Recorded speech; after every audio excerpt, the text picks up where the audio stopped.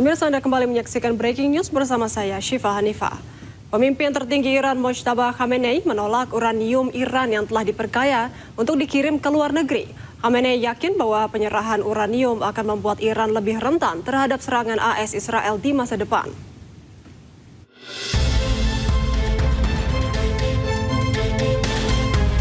Ketegangan antara Amerika Serikat dan Iran terus berlanjut lantaran kedua belah pihak belum kunjung menyetujui proposal damai berisi syarat-syarat untuk menghentikan perang.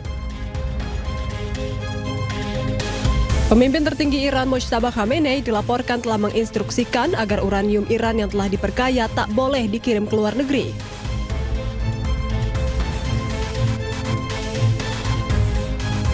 Khamenei dan para pemimpin Iran yakin bahwa pengiriman uranium ke luar negeri hanya akan membuat Iran lebih rentan terhadap serangan AS dan Israel di masa depan.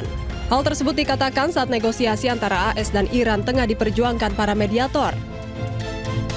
Sedangkan salah satu syarat utama damai dari Amerika Serikat menuntut agar seluruh stok uranium Iran diserahkan atau dipindahkan ke luar wilayah negara tersebut. Dengan adanya pertentangan terkait syarat utama dari kedua belah pihak, apakah penghentian konflik di Timur Tengah semakin sulit tercapai?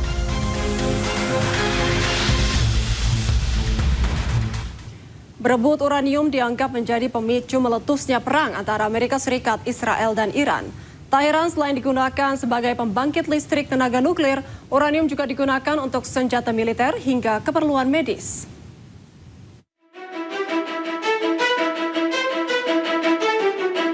Hampir 100 hari perang antara Amerika Serikat, Israel, dan Iran berlangsung. Salah satu pemicunya adalah keinginan Amerika Serikat dan Israel menguasai uranium yang dimiliki Iran. Uranium adalah logam berat sumber energi. 1 kg uranium setara 3.000 ton batu bara. Sebagai negara dengan kekayaan alam yang melimpah, Iran diketahui memiliki cadangan uranium yang telah diperkaya hingga 60%. Level ini dianggap sangat sensitif, mendekati level 90% atau level tingkat senjata berbahaya. Tidak heran jika Amerika Serikat dan Israel berambisi menguasai uranium Iran. Sebagai sumber energi super besar, uranium memiliki banyak manfaat.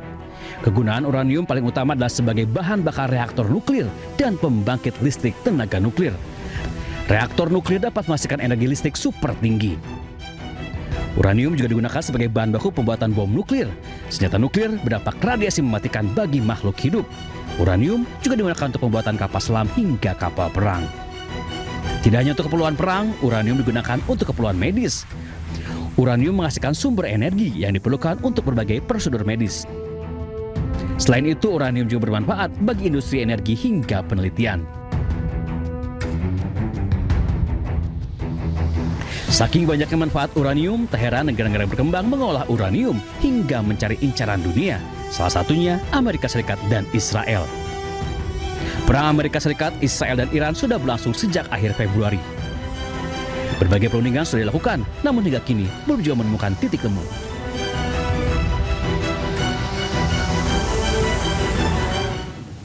Pemimpin tertinggi Iran Mojtaba Khamenei menolak uranium Iran yang telah diperkaya untuk dikirim ke luar negeri. Dan untuk membahasnya lebih lanjut, kita telah terhubung dengan Pizarro Ghazali Idrus selaku peneliti Asia Middle East Center.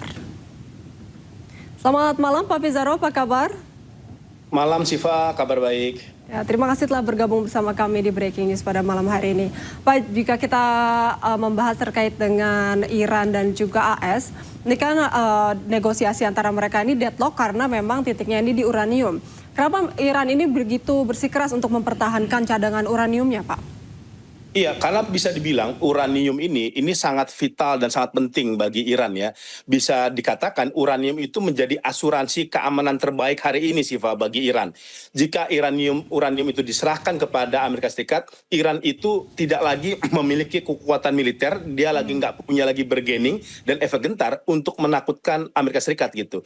Dan inilah yang kemudian dilihat Iran ini menjadi hidup mati bagi dia. Karena berkaca kepada sejarah Syifa, kita udah pernah kelihatan Libya tahun 2003, dia menyerahkan uraniumnya kepada Amerika Serikat, menyerahkan program senjatanya kepada Amerika Serikat, menyerahkan berbagai macam infrastruktur nuklirnya yang ingin dibangun nuklir oleh Gaddafi, itu ke Amerika Serikat ya. Karena Gaddafi itu takut Amerika Serikat akan menumbangkan Gaddafi di Libya seperti Saddam Hussein gitu. Tetapi apa yang terjadi ketika uranium itu diserahkan pemimpin Libya Gaddafi kepada Amerika Serikat, Libya tidak lagi memiliki efek gentar, Libya tidak lagi memiliki bargaining dan tidak lagi memiliki keamanan yang sangat kuat gitu. Dan apa yang terjadi, Libya Gaddafi tetap ditumbangkan oleh Amerika Serikat walaupun dia sudah menyerahkan uraniumnya seperti itu. Jadi ini kasus Libya ini betul-betul menjadi pelajaran bagi Iran. Dia betul-betul mempelajari kalau kemudian dia menyerahkan uraniumnya kepada Amerika Serikat, bukan tidak mungkin Iran nasibnya sama seperti Libya. Iran nasibnya sama seperti Gaddafi yang walaupun ada janji manis Barat, sanksi akan kita cabut, Anda tidak akan kami perangi, Anda tidak akan kami invasi kalau kemudian Anda menyerahkan uraniumnya. Tetapi apa yang terjadi? 2011, Amerika Serikat, NATO, dan negara-negara lainnya tetap menumbangkan Muammar Gaddafi, pemimpin Libya gitu. Dan ini yang ada di benaknya Iran, makanya tidak mau. Kalau kemudian uranium ini diserahkan kepada Amerika Serikat, ini bunuh diri politik bagi Iran.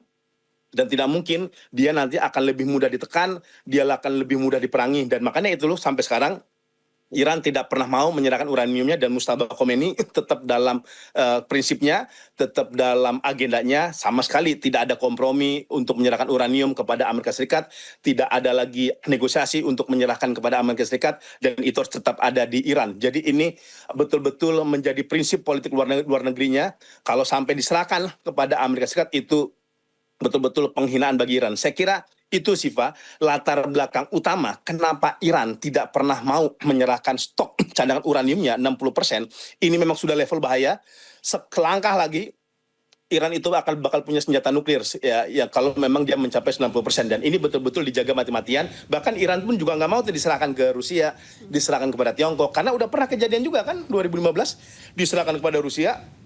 Apa yang terjadi? Amerika Serikat janji tinggal janji, tidak ada pencabutan sanksi, tidak ada pencairan aset, dan kemudian 2018 Donald Trump malah keluar dari kesepakatan janji perjanjian nuklir antara Iran dengan Amerika Serikat. Jadi trauma diplomatik inilah yang sekarang menghantui Iran, menghantui Teheran. Dia tidak mau lagi mengulangi kesalahan 2015. Dia udah pernah menyerahkan stok uraniumnya kepada Amerika Serikat, tetapi Amerika Serikat tidak pernah menepati janjinya untuk mencabut sanksi kepada Iran, untuk mencairkan aset-asetnya kepada Iran, seperti itu. Jadi saya kira ini dua faktor yang menjadi pertimbangan utama, Siva, kenapa itu barang, kenapa uranium ini sama sekali tidak ada pikiran dari Iran 1 senti pun diserahkan kepada negara asing. Baik, sebenarnya itu menarik sekali ya kalau misalnya kita berkaca dari sejarah, sebenarnya sudah ada bukti bahwa memang omongan dari Amerika Serikat ini tidak bisa dipercaya ya, sudah ada buktinya, dan memang Iran tidak mau bernasib sama seperti Libya. Apakah ini memang murni terkait dengan senjata nuklir saja atau memang sebenarnya ada yang lebih besar dari itu, Pak? Misal soal pengaruh ataupun strategi deterrence kawasan ataupun pertahanan kawasan juga?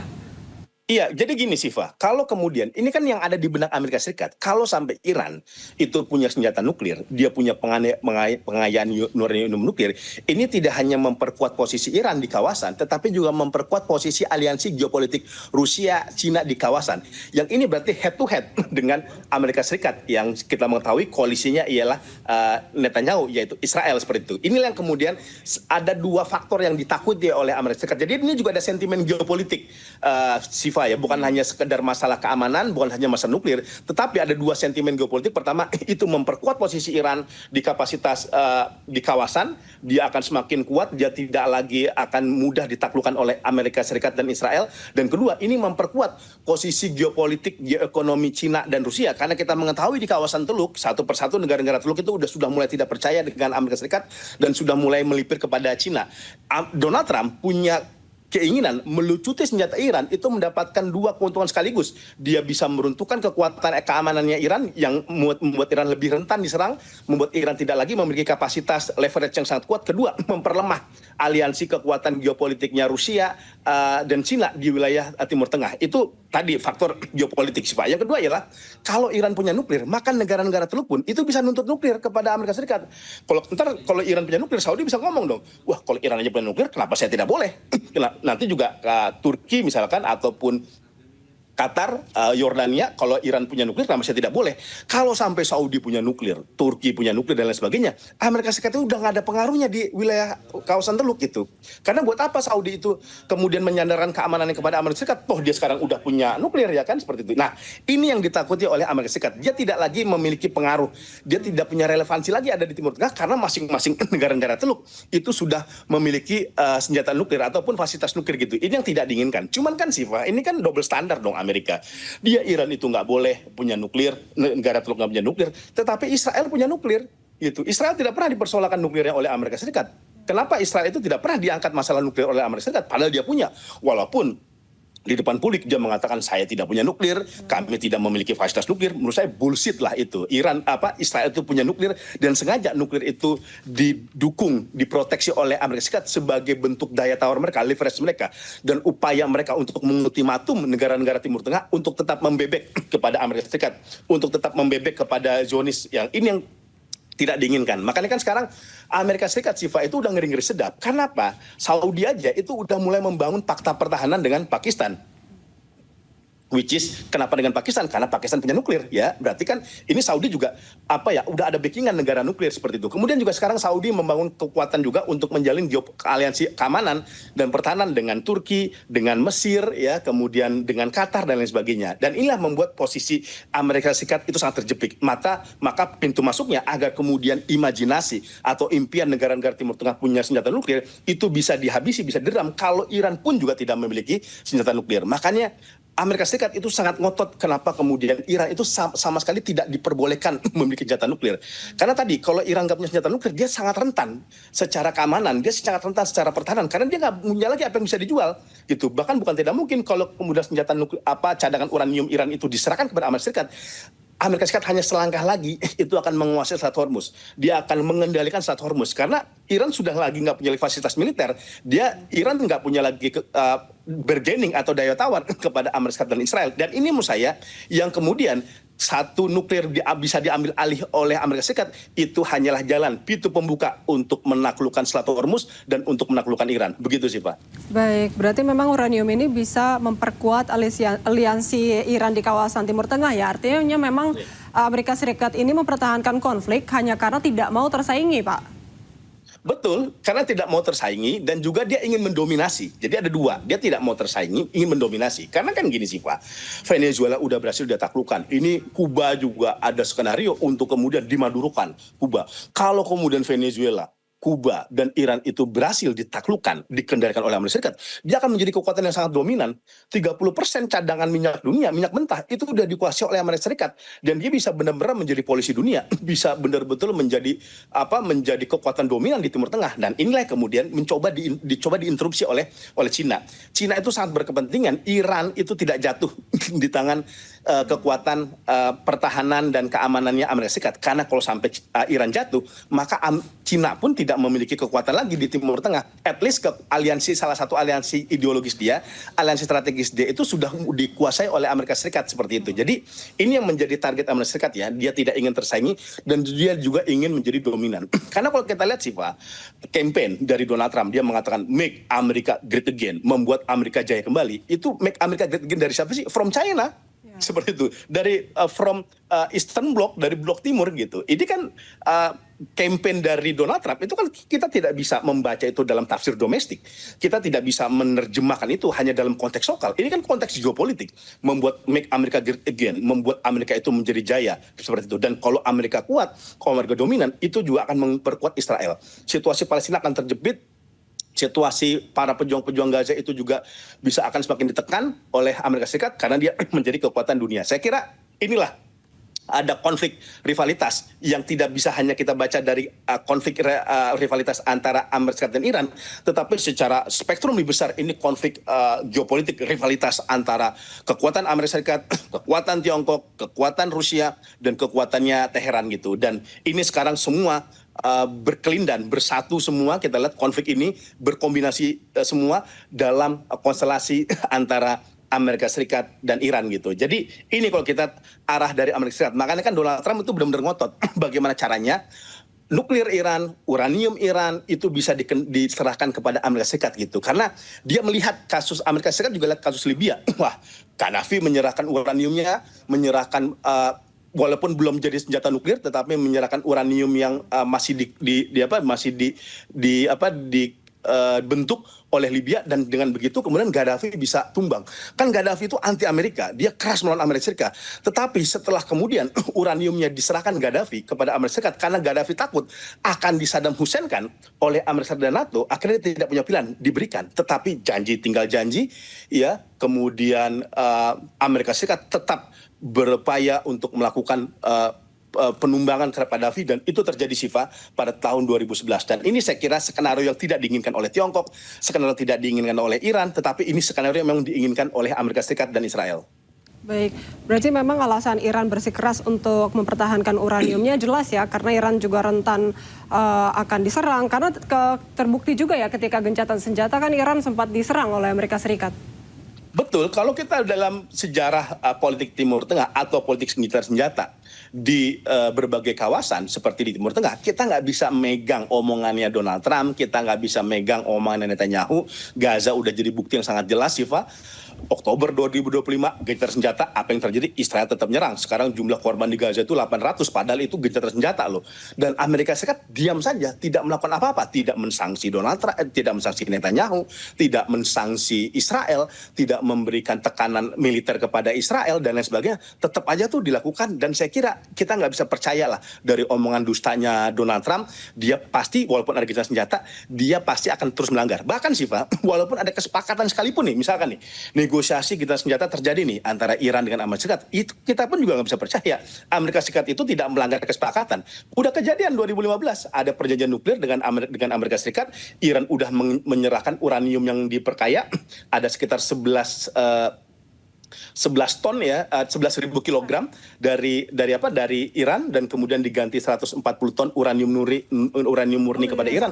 Tapi toh di tengah jalan kemudian Iran itu tiba-tiba kesepakatan itu dihancurkan oleh Donald Trump. Jadi ini yang juga tidak diinginkan oleh Iran, dan jangan lupa ini harga dirinya Iran gitu, Siva, karena memberikan uranium yang sudah diperkaya milik Iran kepada Amerika Serikat itu bentuk penghinaan gitu. Itu bisa jadi chaos itu di Iran gitu. Karena kan gini, pemerintahan Iran itu sekarang kan dikuasai oleh RGC, faksi-faksi konservatif. Kalau kemudian ada upaya diplomatik untuk kemudian melemah ya di hadapan Amerika Serikat, itu bisa menciptakan chaos di Iran. Dia akan menjadi tekanan bagi yang orang-orang yang melakukan diplomasi kepada Amerika Serikat untuk menghadapi tekanan dari RGC gitu ya. Jadi ini akan sangat sulit dilakukan, dan jangan lupa ini kan juga hak berdaulatnya Iran. Dia punya hak ilmiah kan untuk mengembangkan nuklir, untuk fasilitas damai, untuk kemudian meningkatkan kapasitas energi dengan fasilitas nuklir dan lain sebagainya. Ini juga bagian dari hak ilmiahnya Iran yang tidak ingin diambil oleh Amerika Serikat. Pokoknya udah dalam sejarahnya, kalau kemudian tuntutan Amerika Serikat itu dipenuhi, belum tentu Amerika Serikat juga komitmen dalam mempertahankan kesepakatannya. Bukan tidak mungkin Iran itu kemudian malah diserang ketika uraniumnya udah dikasih nih. Misalkan dikasih nih kepada Iran atau kepada Rusia, bukan tidak mungkin kemudian Amerika Serikat tetap melakukan serangan kepada Iran. Karena bagi Donald Trump, wah ini kesempatan nih. Kesempatan Iran nggak punya uranium, nggak punya kapasitas untuk membangun nuklirnya. Ini menjadi kesempatan, momentum emas bagi Donald Trump dan Netanyahu untuk kemudian melakukan serangan kepada Iran. Mending sih Pak kalau itu berakhir di Iran, karena di internal pemerintahan Israel dia mengatakan setelah Iran kami tidak akan selesai menyerang Timur Tengah, target berikutnya adalah Turki. Dan ini sudah disampaikan oleh Komite Keamanannya Israel bahwa Turki akan menjadi Iran yang baru. Bukan tidak mungkin pecah konflik antara Israel dengan Turki di wilayah Suriah ya, karena Suriah sekarang mendapatkan dukungan utama dari Turki ketika masalah Iran ini bisa diselesaikan oleh mereka gitu. Jadi ini juga yang menjadi kekuatan negara-negara Timur Tengah, makanya kan mereka mendorong adanya kesepakatan, adanya deeskalasi, adanya kemudian agreement ceasefire antara Amerika Serikat dengan Iran agar tidak merembet kasus ini ke negara-negara lain. Tetapi kan masalahnya Donald Trump tidak mau, karena kalau dia berhenti menekan Iran, terjadi kesepakatan yang kompromi tidak menguntungkan Amerika Serikat, itu sama saja bentuk kekalahan bagi Donald Trump gitu. Donald Trump akan menghadapi tekanan publik gitu ya. Kalau kemudian akhirnya terjadi kompromi dengan Iran, kenapa Anda menyerang Iran selama ini? Kalau kemudian titik komprominya itu menguntungkan Iran, kenapa Anda tetap bernafsu melakukan invasi kepada Iran? Mending kayak Obama, nggak perlu perang, nggak perlu invasi, nggak perlu agresi militer, tetapi terjadi kesepakatan damai, kesepakatan persenjataan nuklir antara Amerika Serikat, Amerika Serikat dengan Iran gitu. Ini kemudian yang menjadi tekanan politik bagi Donald Trump, karena Donald Trump dia bisa mengklaim kemenangan, dia bisa mengatakan bisa mendukung Iran. Kalau skenario-nya sih sama kayak Libya itu, bahwa uranium yang dimiliki Libya itu diserahkan total kepada Amerika Serikat. Nah, itu baru kemenangan, dan ini yang diincar oleh Donald Trump. Kemenangan seperti inilah yang dia inginkan agar bisa dijual kepada masyarakat Amerika Serikat demi popularitasnya, demi karir politiknya, dan demi kemenangan di pemilu November mendatang. Baik Pak, berarti ini memang menarik bahwa Amerika Serikat ini sangat kontradiktif ya terkait dengan diplomasinya, menginginkan diplomasi tapi di satu sisi juga mengancam.